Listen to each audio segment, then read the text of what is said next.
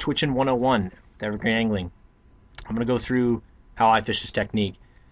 If you've been following at all, Evergreen Angling or me, you know that I catch a ton of fish on this technique. It is my bread and butter for cohos. I rarely ever touch another technique for cohos, ever. There's just really no need to.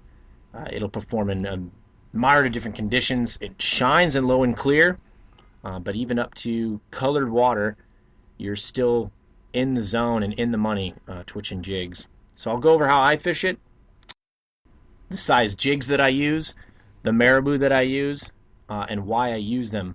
Also, the technique can be varied differently when you fish in current versus slack or slow water or back eddies. There's a couple different things you want to pay attention to, and I'll go over all that. It's deadly. I recommend you learn it, especially for cohos, because of where they like to lay in the river. It's just it's good to have in your bag of tricks for other species as well. Here's my jig mold that I use. It's a 3/8 and a half-ounce jig mold. 90% of the time I'm going to use half-ounce, whether that's marabou or hoochies, just because it sinks faster and it gets in their faces. 3/8 I specifically use for real low water conditions or when I'm fishing smaller rivers that I want to keep it in the zone a little more. Half-ounce exclusively for hoochies, because the hoochie creates a lot more resistance in the water when you're twitching it, and so you need a little more oomph to make it sink faster and dance as well. So I definitely use that 98% of the time, the half-ounce on the hoochies. Another recommendation, buy your own lead pot, go in with a buddy if you need to, buy your own hooks, buy your own jig mold. It's just easier to experiment and master this technique when you have enough material on hand to make the jigs the way you want. You know you're going to fish a river that's smaller, you can pour more 3/8. You don't have to go buy them. And in the long run, even just a year of fishing, you're going to come out ahead money-wise. It's just going to be a lot cheaper. These are the hoochies that I use. These are my bread and butters. Black and purple, pink glow, pink, translucent purple, translucent pink. This year, we've had a lot of rain, so I've been fishing higher water. I really never need to reach for my marabou when I'm fishing higher water. These dance, they glow, they're big, they get in their faces. I catch really big fish on this. I think I hooked 2 20-pounders this year, 3 20-pounders this year on the hoochies. They just work, plain and simple. Even in low water conditions, I'll even whip out a hoochie then. So you see a lot of people fishing marabou, fishing's kind of marginal, throw on a hoochie. You will get those big, bright fish. It gets aggressive fish, it gets big fish, it gets those aggressive biters. So if you see a pot of fish, they're not hitting anything, put on a hoochie, give it a shot. People get stuck with the mentality of clearer water, smaller presentation, and that's not necessarily true with steelhead or with any real species of fish. Sometimes that big nasty stuff in their face, especially with cohos, you're going to elicit a bite. It's pretty common to catch them even in low clear water. I'll pull out the translucent purple there and just go to town on them where everybody's fishing black and being stealthy, and I throw that big stuff on there at 4.5 inches there, and we get it done with those. Alright, let's move on from gear to technique. We'll go over marabou here in a minute. So technique, properly done, you got a 45-degree angled rod as you can see here. I'm using my wrist to do a 6 to 8 inch pop. You can watch my wrists there. See the rods angled. You don't want to be too high, too low. Be ready. Now this particular fish here hit twice before I actually poked him. I think on the first cast he hit twice. And you see I'm letting it sink. You got to make sure when you first cast out to hit bottom. Come in contact with bottom. Unless you know there's logs in there that you got to stay above, try to always hit bottom. See that fish hit twice. They hit it 100% on the drop. You will never get one on a twitch. Third time's a charm. I poke him right there. Now with hoochies, more so I think than marabou, because they dance and you get these aggressive fish, you're going to get a ton of fish that swipe at it and miss. I don't even know how many bites you actually get that you don't know about, but I've fish bit 3 times. So I always tell people, fish it all the way to the boat. You will get tons of fish that'll hit it right next to the boat, or will see it right next to the boat, and they'll eat it within an oar length. Here I got Jerid, one of my best friends here. We had a pretty good day on this river, if you've seen this video before. Proper technique here. Now he's fishing a 3/8 ounce marabou jig here. And you can see he's twitching a little faster because it's shallow water in the tail out there, but right where he just casted is about 10 feet deep, and there's about 40 or 50 cohos laying in there. Now, little excerpt on fishing pockets like this. When you have current, you need to cast above and beyond where you think you need to be And you need to throw a lot of slack in your line so the jig drops vertically down into where you want to fish. And this is where you need to play around with either 3/8 ounce or ½ ounce to know how fast you're getting down there. You'll notice as he casts, by the time he casts and starts twitching, that splash is already 15 feet downriver. So that's where his jig has drifted down to. So you want to make sure that you're casting and getting your jig to drop down into the fish. Casting ahead of the current, putting a bunch of slack in there, then reeling down and starting your twitch, knowing that you're down there. This particular spot, I think 3 guys fished through here, didn't get a thing. They didn't think there was any fish in there. We just seen one little fish roll. And so we just fished it hard and discovered there's about a 12-foot bucket in there, and it's only like 13 feet long. So if you cast where the fish jumped, by the time you twitch, you're way down out of the hole. And I think that's one of the really important things that people miss about this technique, is they think they're doing it wrong, but really 60% of the time you're not even fishing in the faces of the fish, which is the important part. Fish will come out and strike it if they see it. Aggressive fish will come out and hit it, but you want to make sure you're getting even those semi-aggressive fish. You're getting that stuff in their face and twitching it. So I think he had a follow in this video. There's a narration on there that he had a follow. It came out and got kind of close, and then when it hit the shallow water, he swung back in. And you see that fish right there definitely followed it out, because that's all shallow right there. There wasn't a fish laying there. They were laying up in that bucket, so he followed it out and hit it in the shallow water. And that's why you always fish all the way to the shore, to where you can see your jig and make sure there's nothing following it, because you catch a ton of fish that will follow it a ways and then hit it. And Jerid's got a nice one on here. So fishing in current and log and pocket fishing, you got to really make sure you're down there. This particular picture I'm about to show is a perfect example. The next year above that log, we caught 10 or 12 fish where I was casting upstream and some decent current in these logs, and these fish were laying underneath the log. And I was throwing about 10 feet of slack in the second I cast it, and the fish would actually hit it on the first.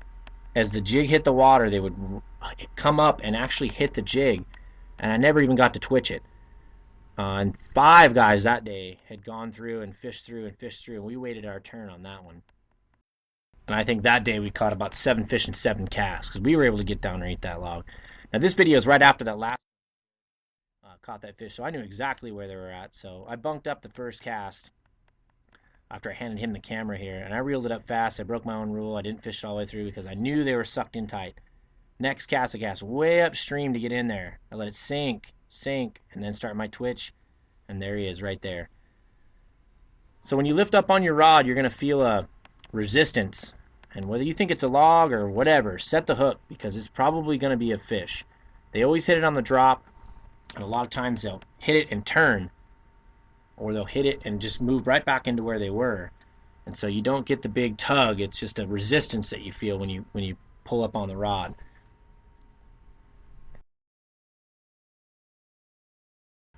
Now here's another perfect example. This is a marabou jig casting up, and you can see it's probably at its deepest 2 to 3 feet. So we're bouncing the jig, 3/8 ounce, just kind of bouncing it along. It's all you can really do in that shallow water, getting that tail to flutter.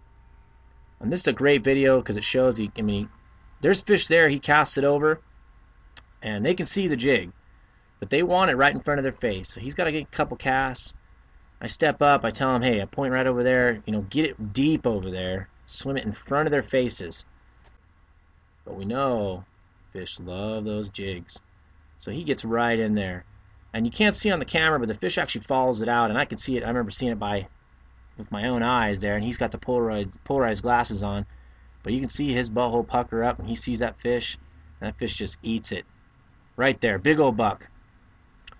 So that's fishing shallow water, pocket water, finding schools of fish and swim it in front of their faces. With the marabou, this is the perfect marabou situation. And you can see the technique there. He was just he had to swim it because it was so shallow. But typically you're popping your rod. I just want to show like a variation on it that you got to kind of do. And if you were to fish like a 1/8 ounce jig, which I don't recommend, it's just really tough to cast and get in there, then you could pop your rod and let it drop, because you'd have plenty of, there was not a lot of weight on there, so it'll sink down at a nice slow rate. Alright, we're going to finish up this video with some, typical water here. You'll see bird's eye view of the technique. So we had gone past it and I was going to row in there and actually pull over, and a buddy of mine had cast it downstream and hooked a fish right next to that root wad down on the far bank there. You can barely see in the picture. So I pulled in there and spooked about 30 fish. So we pulled over, let them rest a little bit, and poked back in here. And you can see, what I'm doing here. So I do a 1-2-1-1-2 technique. You saw in the other video. In the other video, Jerid was just doing one. I don't think it matters. That's just how I do it. It's the way I practice. Catch fish both ways. But you got to make sure. You can see I'm standing way off the water here. And I eventually start creeping closer. But when you fish a back eddy like this, you don't want to spook them. So stay way off the water. Make a longer cast. Fish it through. Try different colors. I started with marabou here because we'd cast in hoochies from the boat, and they just spooked right out. So I switched to marabou. We ended up getting no fish in this back eddy after we spooked them out of there. But don't be afraid to let them rest and give it a shot, because typically when you let them rest a little bit, they'll come back and bite. My theory was that they actually went down and around into that log area downstream, and there wasn't really any fish there. But again, you're popping into your rod. Right there where I was casting is about a 13-foot bucket. It's just a deep little hole there, and they were all stacked in. So make sure you're getting down there into the fish before you start your twitch, or you're just going to be fishing over the top of them, which is also nice with the half-ounce heads. You can really get down there and really fish effectively, I think, is the key, especially when you're floating in a drift boat and floating down the river. If you have to count 12, a 12 count to get your stuff down, you already just passed 50 feet of river that you could have been fishing. So I like the half-ounce. It gets down there, especially when you're drifting in the boat and you're drift twitching, just kind of twitching as you go down. You want to be in that zone the whole time, and combined with current, it's easier to have the half-ounce. Now when I move into a scenario like this where I have a dead pool hole, then I will switch up and vary from 3/8 ounce for a slower presentation to the half-ounce to a faster presentation. And that's really the key. 3/8 is slower, half-ounce is a lot faster. So start with the fast, jerky presentation. That's not no biters. Move to the 3/8 ounce in marabou and hoochies. You'd be surprised, just the varying of the speed, how they drop will elicit a lot more bites as well, depending on the situation. Play around with that. You'll learn what's effective in each hole, and when you start to get to know a river. The only other thing I can say about this technique is that there's just a lot of variables. Colors, tiny little things can make or break success on some days, and other days it just won't matter. Anytime you got a dropping river, it's just come off a high rain, they're pretty much going to hit anything. You just want to get loud and in their faces. When the water's dead low, I usually switch up to marabou, but like I said, I've caught them, using hoochies in these back eddies like this. Get out, fish it, learn a river. That's really the key, is you'll find some rivers, they like certain things, and other rivers they don't. There's one river I fish, they don't even want a hoochie.